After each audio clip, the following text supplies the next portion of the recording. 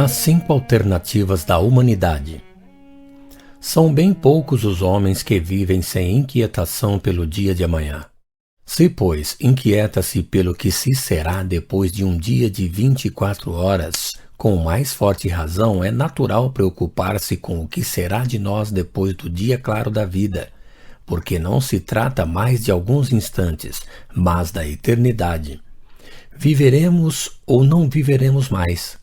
Não há meio termo. É uma questão de vida ou de morte. É a suprema alternativa. Interrogando-se o sentimento íntimo da quase universalidade dos homens, todos responderão: viveremos. Essa esperança é para eles uma consolação. Entretanto, uma pequena minoria se esforça há algum tempo, sobretudo, em provar-lhes que não viverão. Essa escola fez prosélitos, é preciso confessar, e principalmente entre aqueles que temem a responsabilidade do futuro, acham mais cômodo gozar o presente sem constrangimento, sem serem perturbados pela perspectiva das consequências. Mas não está aí senão a opinião do menor número. Se viveremos, como viveremos? Estaremos em que condições? Aqui os sistemas variam com as crenças religiosas e filosóficas.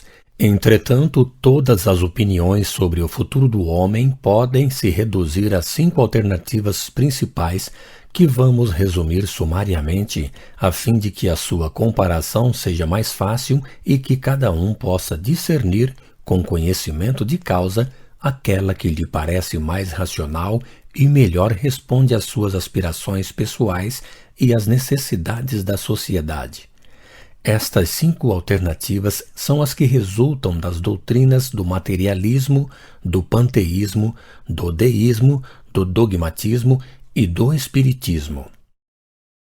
1. Doutrina materialista. A inteligência do homem é uma propriedade da matéria. Nasce e morre com o organismo. O homem não é nada antes, nada depois da vida corpórea. Consequências. O homem, não sendo senão matéria, não há de real e de invejável senão os gozos materiais. As afeições morais não têm futuro. Os laços morais são quebrados sem retorno na morte. As misérias da vida são sem compensação. O suicídio torna-se o fim racional e lógico da existência, quando os sofrimentos são sem esperança de melhora. É inútil se impor um constrangimento para vencer os seus maus pendores. Viver para si o melhor possível enquanto estiver aqui. A estupidez de se incomodar e de sacrificar seu repouso, seu bem-estar por outrem, quer dizer por seres que serão aniquilados a seu turno e que jamais tornarão a ser vistos. Deveres sociais sem base, o bem e o mal são coisas de convenção. O freio social é reduzido ao poder material da lei civil. Nota: talvez não será inútil lembrar aqui aos nossos leitores algumas passagens de um artigo que publicamos sobre o materialismo no número da revista de agosto de 1868. O materialismo, dizíamos nós, fazendo-se notar como não o fizera em nenhuma outra época, colocando-se como regulador supremo dos destinos morais da humanidade, teve por efeito assustar as massas pelas consequências inevitáveis de suas doutrinas para a ordem social. Por isso mesmo provocou, em favor das ideias espiritualistas, uma enérgica reação que deve provar-lhe que está longe de ter as simpatias tão gerais como supunha e que se faz estranha ilusão esperando um dia impor as suas leis ao mundo. Seguramente as crenças espiritualistas do tempo passado são insuficientes para este século. Não estão no nível intelectual de nossa geração. Estão, sobre muitos pontos, em contradição com os dados certos da ciência. Deixam no espírito ideias incompatíveis com a necessidade do positivo que domina na sociedade moderna. Tem, além disso, o erro imenso de se impor pela fé cega e proscrever o livre exame. Daí, sem nenhuma dúvida, o desenvolvimento da incredulidade entre o maior número. É bem evidente que, se os homens não fossem nutridos desde sua infância, senão com ideias a serem mais tarde confirmadas pela razão, não haveria incrédulos. Quantas pessoas, reconduzidas à crença pelo Espiritismo, nos disseram: se tivessem sempre apresentado Deus, a alma e a vida futura de maneira racional, jamais teríamos duvidado.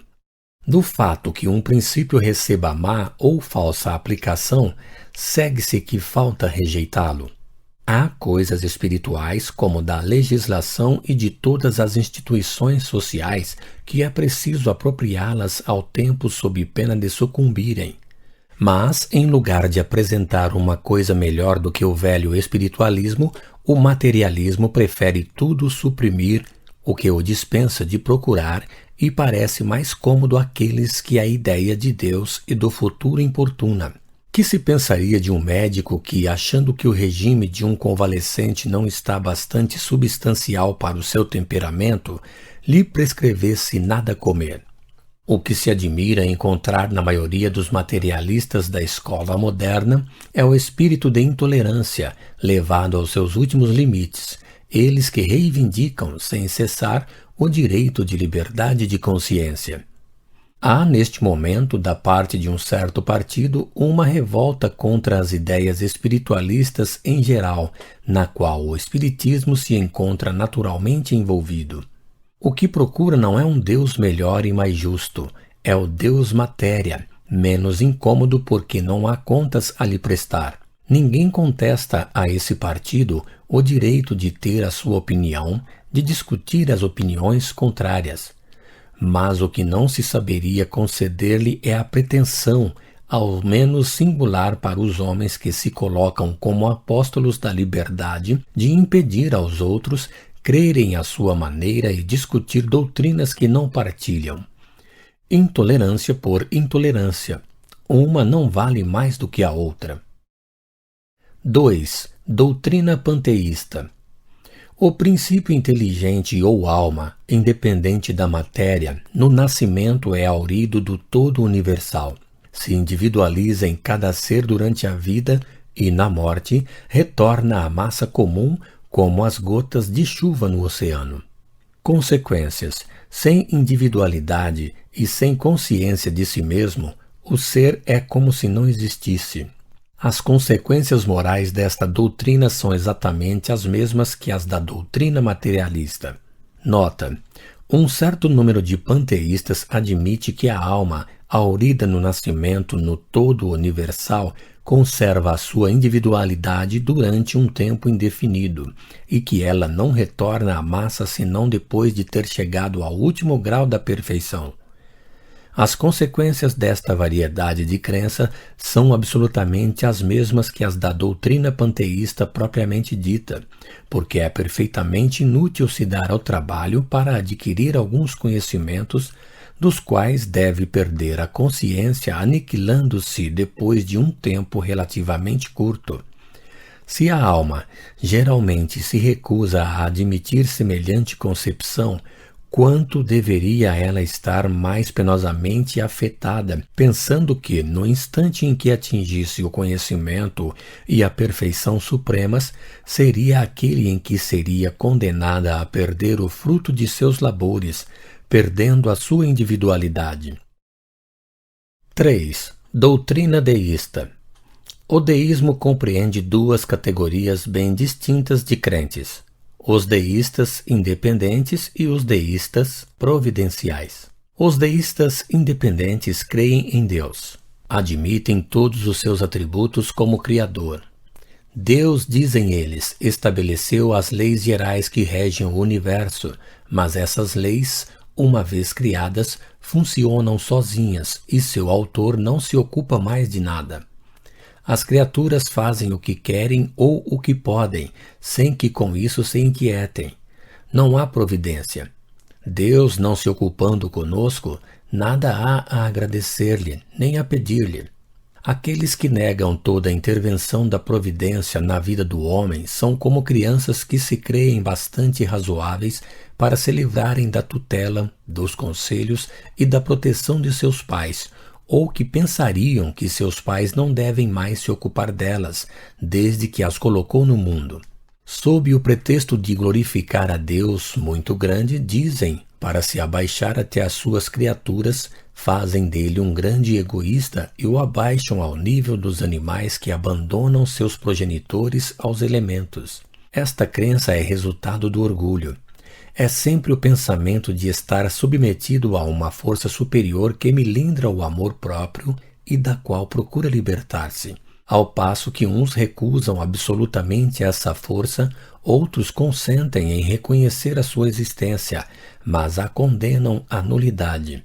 Há uma diferença essencial entre o deísta independente dos quais acabamos de falar e o deísta providencial. Este último, com efeito, crê não só na existência e no poder criador de Deus, na origem das coisas. Crê ainda em sua intervenção incessante na criação e a pede, mas não admite o culto exterior e o dogmatismo atual. 4. Doutrina dogmática. A alma independente da matéria é criada no nascimento de cada ser. Sobrevive e conserva a sua individualidade depois da morte. A sua sorte está, desde esse momento, irrevogavelmente fixada. Os seus progressos ulteriores são nulos. Ela será, consequentemente, por toda a eternidade, intelectual e moralmente, o que era durante a vida. Sendo os maus condenados a castigos perpétuos e irremissíveis no inferno, disso ressalta para eles a inutilidade completa do arrependimento. Deus parece, assim, se recusar a lhes deixar a oportunidade de reparar o mal que fizeram. Os bons são compensados pela visão de Deus e a contemplação perpétua no céu. Os casos que podem merecer pela eternidade o céu ou o inferno são deixados para a decisão e o julgamento de homens falíveis, a quem é dado absolver ou condenar. Nota: se se objetasse a esta última proposição, que Deus julga em última instância, poder-se-ia perguntar qual é o valor da decisão pronunciada pelos homens, uma vez que pode ser revogada. Separação definitiva e absoluta dos condenados e dos eleitos. Inutilidade dos auxílios morais e das consolações para os condenados. Criação de anjos ou almas privilegiadas isentas de todo trabalho para chegar à perfeição, etc., etc. Consequências. Esta doutrina deixa sem solução os graves problemas seguintes. Primeiro, de onde vêm as disposições inatas, intelectuais e morais que fazem com que os homens nasçam bons ou maus, inteligentes ou idiotas? Segundo, qual é a sorte das crianças que morrem em tenra idade? Por que entram elas na vida feliz sem o trabalho ao qual outras estão sujeitas durante longos anos? Por que são recompensadas sem terem podido fazer o bem ou privadas de uma felicidade sem terem feito o mal? Terceiro, qual é a sorte dos cretinos e dos idiotas que não têm consciência de seus atos? Quarto, onde está a justiça da miséria e das enfermidades de nascimento, uma vez que não são resultado de nenhum ato da vida presente? Quinto, qual é a sorte dos selvagens e de todos aqueles que morrem forçosamente no estado de inferioridade moral, onde se encontram colocados pela própria natureza, se não lhes é dado progredir ulteriormente? Sexto, por que Deus cria almas mais favorecidas umas do que as outras? Sétimo, por que chama a si, prematuramente, aqueles que teriam podido se melhorar se tivessem vivido por mais longo tempo, desde o instante que não lhes é dado avançar depois da morte? Oitavo, por que Deus criou anjos, chegados à perfeição sem trabalho, ao passo que outras criaturas estão submetidas às mais rudes provas, nas quais têm mais chances de sucumbir do que de se sair vitoriosas? Etc., etc. 5.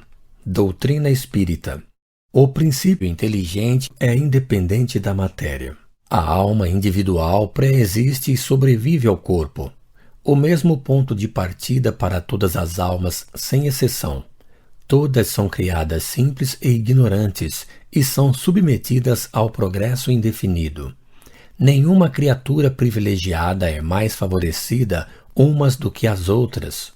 Os anjos são seres chegados à perfeição depois de terem passado como as outras criaturas por todos os graus da inferioridade. As almas ou espíritos progridem mais ou menos rapidamente em virtude de seu livre-arbítrio, pelo seu trabalho e sua boa vontade. A vida espiritual é a vida normal. A vida corpórea é uma fase temporária da vida do espírito, durante a qual ele reveste momentaneamente um envoltório material de que se despoja na morte. O espírito progride no estado corpóreo e no estado espiritual. O estado corpóreo é necessário ao espírito até que ele atinja um certo grau de perfeição. Nele se desenvolve pelo trabalho a que está sujeito pelas suas próprias necessidades e adquire conhecimentos práticos especiais.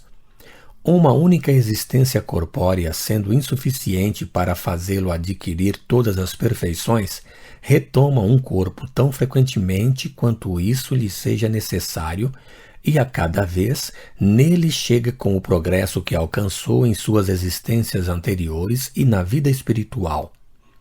Quando adquiriu no mundo tudo aquilo que pode nele adquirir, deixa-o para ir para outros mundos mais avançados, intelectual e moralmente, cada vez menos materiais, e assim continuamente até a perfeição da qual a criatura é suscetível. O estado feliz ou infeliz dos espíritos é inerente ao seu adiantamento moral. Sua punição é a consequência de seu endurecimento no mal, de sorte que, perseverando no mal, se punem eles mesmos.